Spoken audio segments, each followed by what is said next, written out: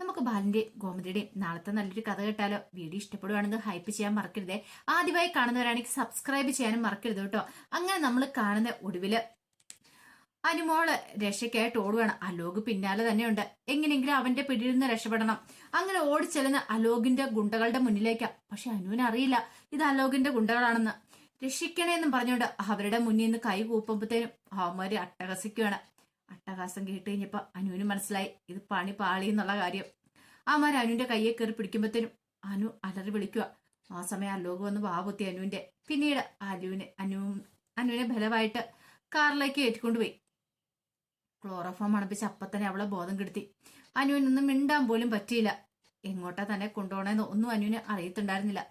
അലോക് പറഞ്ഞു വണ്ടി എടുക്കടാന്ന് പറഞ്ഞു. അങ്ങനെ അവന്മാര് അനുവിനെ ഒരു ഗോഡൌണിലേക്കാണ് കൊണ്ടുവന്നേ. ഈ സമയത്ത് സുകന്യ കുറെ സമയം നോക്കിയിരുന്നു. ഇതുവരെയായിട്ട് എന്താ ഇവള് വരാത്തേന്നൊരു ചിന്തയായിരുന്നു. സുകന്യക്ക് ടെൻഷനായി. ദൈവമേ, എങ്ങാനും താനും കൂടെ പിടിക്കപ്പെടുവോ എന്നൊക്കെ ഒരു ചിന്ത. ഇത്തിരി സമയം കഴിഞ്ഞപ്പോഴത്തേനും ധർമ്മൻ അങ്ങോട്ട് വന്നു. ധർമ്മം വന്നിട്ട് നീ ഇതെന്താ ഇവിടെ നിൽക്കണെന്ന് ചോദിച്ചു. ഒന്നുമില്ല. എങ്കിൽ പിന്നെ വന്ന് കിടക്കാൻ നോക്ക് എന്ന് പറഞ്ഞു. നാളെ നേരത്തെ എഴുന്നേക്കണ്ടല്ലേ. ഇനിയിപ്പൊ ധർമ്മേട്ടനെങ്ങാനും വല്ല സംശയം തോന്നിട്ടാണ് തന്റെ കാര്യം തീർന്നു, അവൾ വന്ന് കിടന്നോളുമായിരിക്കും എന്നൊക്കെ ഒരു ചിന്തയോട് കൂടിയിട്ടാണ് സുകന്യ മുറിയിലേക്ക് പോകുന്നത്. ഈ സമയത്ത് അനുവിനെ ഒരു ഗോഡൌണിലേക്ക് കൊണ്ടേ അലോക കാത്തിരിക്കുവാണ് ഇങ്ങനെ. ഇവളുടെ കല്യാണം നാളെ നടക്കുന്നു കാണണം. പെണ്ണുണ്ടെങ്കിലല്ലേ കല്യാണം നടക്കുള്ളൂ. കല്യാണം മുടങ്ങാനായിട്ട് പോവാ. അതിനുള്ള പണിയാണ് കാണിച്ചു വെച്ചിരിക്കുന്നത്. ഉറപ്പായിട്ടും ഇവൾക്കൊരു ജീവിതം ഉണ്ടെങ്കിൽ തന്നോടൊപ്പം ആയിരിക്കും. ഇവള് കൃഷ്ണമംഗലത്തെ അലോകിന്റെ ഭാര്യയായിട്ടായിരിക്കും ഇനി അറിയപ്പെടാനായിട്ട് പോകുന്നത്. അല്ലാതെ ഒരിക്കലും ആ ജീവൻ എന്ന് പറയുന്നവന്റെ അല്ല. കുറച്ച് കഴിയുമ്പോൾ അനുവിന് എന്തായാലും ബോധം വരുമെന്നറിയാം. പിന്നീട് അവളുടെ വായിക്കകത്ത് പ്ലാസ്റ്റർ ഒക്കെ ഒടിച്ചു വെക്കണം. ബോധം വീണാലും അവൾ അലറി വിളിക്കാൻ പാടില്ലോ. കൈയും കാലും ഒക്കെ കസേര ബന്ധിച്ചിട്ടുണ്ടായിരുന്നു. ഭവനു ഇതൊന്നും അറിഞ്ഞില്ല. കുറെ സമയം രാത്രിയായി കഴിഞ്ഞപ്പോഴത്തേനുമാണ് അനു പതുക്കെ കണ്ണു തുറക്കുന്നത്. കണ്ണു തുറന്ന് ചുറ്റും നോക്കി കഴിയുമ്പോഴത്തേനും അവിടെ അലോക് ഇരിക്കുന്നുണ്ട്. തന്നെ ബന്ധിച്ചിരിക്കുക എന്നുള്ള കാര്യം അനുവിനും മനസ്സിലായി. അനുവിന് എന്ത് ചെയ്യണമെന്ന് അറിയില്ല. ഒന്ന് അലറി വിളിക്കാൻ പോലും പറ്റില്ലല്ലോ. അപ്പോഴേക്കും അലോക് അത് കണ്ടു. അലോക് ഇങ്ങോട്ട് വന്നിട്ട് പറഞ്ഞു, നീ എന്താടി വിചാരിച്ചോണ്ടിരുന്നേ? ആ ജീവൻ എന്ന് പറയുന്നവനോടൊപ്പം സുഖമായിട്ട് ജീവിക്കാന്നോ? വെറുതെ ആടി. ഈ ജന്മത്തിൽ അത് നടക്കാൻ പോകുന്നില്ല. ഈ അലോക് ജീവിച്ചിരിക്കുമ്പോ നാളെ കണ്ടോ എല്ലാരും അറിയാൻ പോകുന്നത് നിന്റെ വിവാഹം മുടങ്ങിയെന്നായിരിക്കും. കാരണം പെണ്ണില്ലാതെ പിന്നെ എന്ത് വിവാഹം അല്ലെന്ന് ചോദിച്ചു. അപ്പോഴേക്കും അനു മനസ്സിൽ പറയുന്നുണ്ട് എന്നെ അഴിച്ചു വിടാന്ന്. പക്ഷെ ശബ്ദം പുറത്തേക്ക് വരുന്നില്ലല്ലോ. വായൊക്കെ സെല്ലോട്ടേപ്പ് വെച്ച് ഒട്ടിച്ചു വെച്ചേക്കുവാണല്ലോ. ഒടുവില് അനുവിന് ഒന്നും സംസാരിക്കാൻ പോലും പറ്റാത്ത അവസ്ഥയിൽ ദയനീയമായിട്ട് അലോകിനെ നോക്കണം. അലോക് ഭയങ്കര സന്തോഷത്തോടെ ഇരിക്കണം. കല്യാണത്തിന് മുഹൂർത്തം ഒന്ന് കഴിഞ്ഞോട്ടെ, കല്യാണം അങ്ങോട്ട് മുടങ്ങട്ടെ, എന്നിട്ട് നമുക്ക് ബാക്കി എന്താന്ന് വെച്ചാൽ തീരുമാനിക്കാന്നൊക്കെ പറഞ്ഞു. പിന്നെ നിന്റെ ആങ്ങളമാരൊരിക്കലും ഇവിടെ അന്വേഷിച്ച് കണ്ടുപിടിക്കാനൊന്നും വരുന്നില്ല, പോകത്തൊന്നുമില്ല. അതെനിക്ക് ഉറപ്പുണ്ട്. അതുകൊണ്ടാണ് ഇങ്ങോട്ട് കൊണ്ടുവന്നതെന്നും പറഞ്ഞു. അവന്റെ കണ്ണൊക്കെ നിറഞ്ഞൊഴുകി.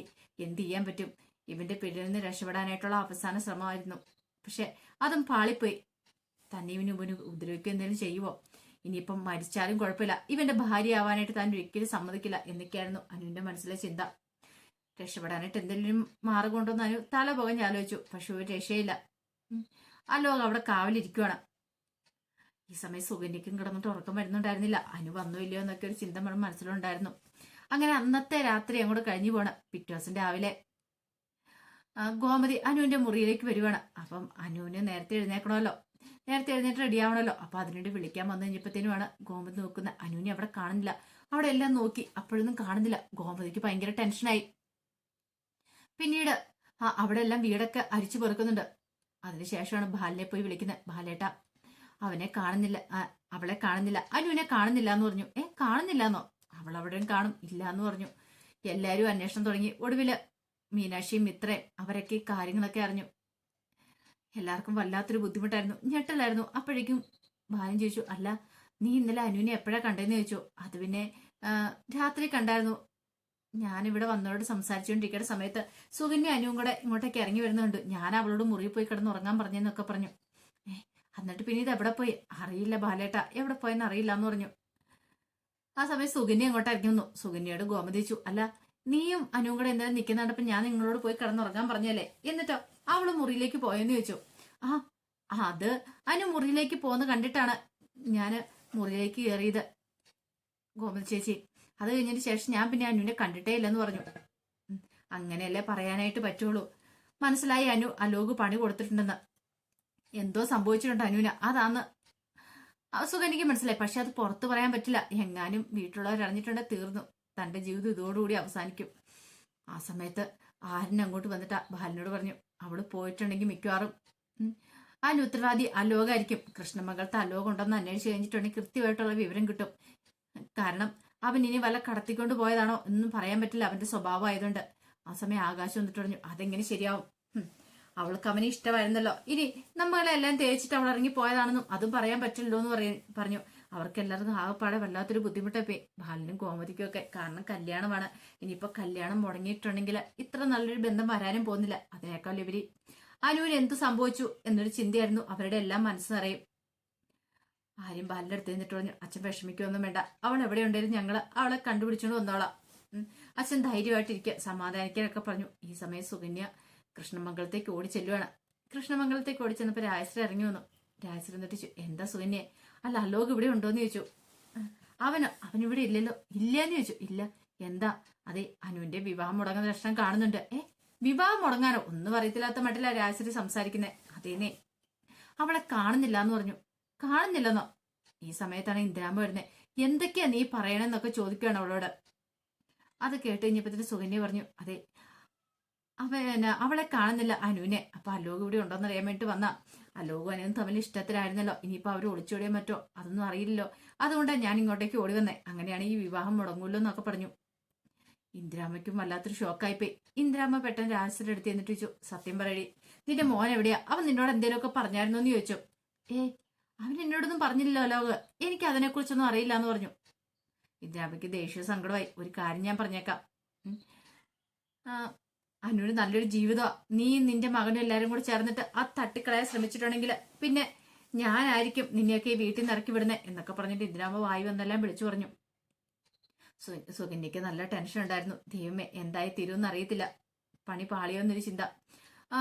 അതുപോലെ തന്നെ ബാലേട്ടനും ആരിനും ആകാശമൊന്നും വെറുതെ ഇരിക്കില്ല എന്നറിയാം. എങ്ങാനും അലോകിനെ പിടികൂടിയിട്ടുണ്ടെങ്കിൽ തന്റെ കള്ളത്തരങ്ങൾ വെളിച്ചത്ത് വരുമോ എന്നൊരു ടെൻഷൻ കാര്യങ്ങളൊക്കെ ഉണ്ടായിരുന്നു. എങ്ങനെയെങ്കിലും ഇതിനകത്തും രക്ഷപ്പെട്ടേ മതിയാവുള്ളൂ. എന്ത് ചെയ്യണമെന്ന് പോലും അറിയത്തില്ല. പിന്നീട് കുറച്ചു സമയം കഴിഞ്ഞപ്പോഴത്തേനും രാജശ്രീനെ വിളിച്ചുകൊണ്ട് സുകന്യ മുറിയിലേക്ക് പോയിട്ട് രാജശ്രീയോട് കാര്യങ്ങളൊക്കെ ചോദിക്കുന്നുണ്ട്. അലോക് എവിടെയാന്ന് വല്ല വിവരമുണ്ടോ? ഇനിയിപ്പോ അവനെങ്ങാനും അവളെ കടത്തിക്കൊണ്ട് പോയതാണെന്ന് അറിയത്തില്ലോ. അത് കേട്ട് കഴിഞ്ഞപ്പോ രാജശ്രീ പറഞ്ഞു, എനിക്ക് അതിനെ കുറിച്ചൊന്നും അറിയത്തില്ല സുകന്യ എന്ന് പറഞ്ഞു. ദേവമംഗലക്കാര് വെറുതെ ഇരിക്കില്ല, അറിയാലോ. അവർക്ക് എന്തെങ്കിലും സംശയം തോന്നിയിട്ടുണ്ടെങ്കിൽ അവരിങ്ങോട്ടേക്ക് വരും. പിന്നെ ഇവിടെ വലിയ പ്രശ്നമായിരിക്കും. എന്റെ ജീവിതം കൂടെ ഇതും കൊണ്ട് തീർന്നെന്നാ തോന്നുന്നതെന്നൊക്കെ പറഞ്ഞു. ആ സമയം മീനാക്ഷി മിത്രയൊക്കെ വല്ലാത്ത ടെൻഷനിലായിരുന്നു. അവർക്ക് പല സംശയങ്ങളും തോന്നി. കാരണം അനുവിന് നല്ലൊരു ടെൻഷനും കാര്യങ്ങളൊക്കെ ഉണ്ടായിരുന്നു. അതെന്താന്ന് ചോദിച്ചു കഴിഞ്ഞപ്പോഴത്തേനും അനു ഒന്നും പറയാനായിട്ട് കൂട്ടാക്കില്ല. ഈ സമയത്ത് ബാലന്റെ മനസ്സിലേക്ക് ഒരു കാര്യം വന്നേ. അനു എന്തോ കാര്യം തന്നോട് പറയാനായിട്ട് വന്നിട്ടുണ്ടായിരുന്നു. പക്ഷെ ആ സമയത്ത് ഗോമതി വിളിച്ച് തിരക്കായി പോയതുകൊണ്ട് അവൾക്ക് തന്നോട് എന്തായിരിക്കും പറയാനുണ്ടായിരുന്നേ. ഇനി അവൾക്ക് എന്തെങ്കിലും ആപത്ത് സംഭവിച്ചു കാണുമോ? അതോ ഇനിയിപ്പോ വേറെന്തേലും ആണോ? അവൾ ആരുടെയും കൂടെ ഇറങ്ങിപ്പോയതായിരിക്കുമോ? കുറച്ച് കഴിയുമ്പോഴത്തേനും ജീവനും കൂട്ടരും വരും. അവരോട് എന്ത് മറുപടി പറയണം? ആ ഒരു ടെൻഷനിലായിരുന്നു ബാലന്. ഒരു വശത്തെ മോളെ കാണാത്തന്റെ മറുവശത്തെ കല്യാണം കാര്യങ്ങളൊക്കെയാണ്. ആൾക്കാരൊക്കെ ഇച്ചിരി കഴിയുമ്പോഴത്തേനും വരാനും തുടങ്ങും. അപ്പൊ കല്യാണം നടക്കലെന്ന് എല്ലാവരും പറയണോ? ആ ഒരു ടെൻഷനില് ഈ സമയം ആനന്ദം കൂട്ടയ്ക്ക് വന്നു. ആനന്ദ് വന്നിട്ട് പറഞ്ഞു, അച്ഛൻ വിഷമിക്കൊന്നും വേണ്ട, കല്യാണത്തിന് മുമ്പ് അവളെ ഞങ്ങൾ കൊണ്ടുവരുമെന്ന് പറഞ്ഞു. അതും പറഞ്ഞിട്ടാരാ അവരെ അന്വേഷിക്കാനായിട്ടൊക്കെ ഇറങ്ങി പുറപ്പെടുന്നത്. എവിടെയുണ്ടെങ്കിലും അനുവിനെ കണ്ടെത്തിക്കൊണ്ടുവരുമെന്ന്. കാരണം അലോകിനെ കുറിച്ചുള്ള വിവരങ്ങൾ കിട്ടിയിട്ടുണ്ടെങ്കിൽ അനു എവിടെയുണ്ടെന്നുള്ള കാര്യങ്ങൾ അറിയാൻ സാധിക്കുമല്ലോ. അങ്ങനെ ഒടുവില് അവരെ അനുവിനെ കണ്ടെത്തുന്നൊക്കെ ഉണ്ട്. അപ്പൊ അതിന്റെ കഥകളെ കാണാൻ പോകുന്നത്. ആ കഥകൾക്കായി നമുക്ക് എല്ലാവർക്കും കാത്തിരിക്കാട്ടോ. ഒരിക്കൽ കൂടി എല്ലാവർക്കും ശുഭരാത്രി നേർന്നോട് നിർത്തുന്നു.